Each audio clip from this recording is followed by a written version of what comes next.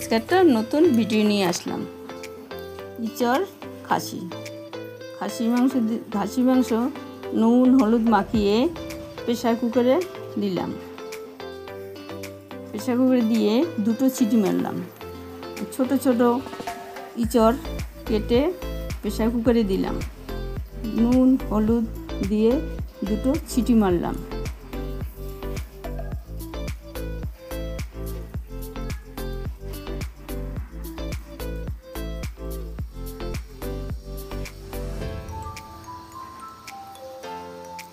পেঁয়াজ আদা রসুন টমেটো দিয়ে ভালো করে পেস্ট করলাম।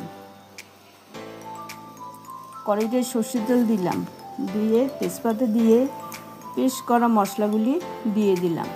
তার সঙ্গে নুন হলুদ লঙ্কার গুঁড়ো দিয়ে ভালো করে কষিয়ে, তার সঙ্গে একটু গরম মশলা দিলাম, টক দই দিলাম। টক দই দিয়ে ভালো করে কষিয়ে নিলাম। তার মধ্যে সিদ্ধ করা মাংসগুলি ইঁচড় দিয়ে ভালো করে কষিয়ে নিলাম। কষিয়ে নিয়ে ফুটানো জল দিলাম।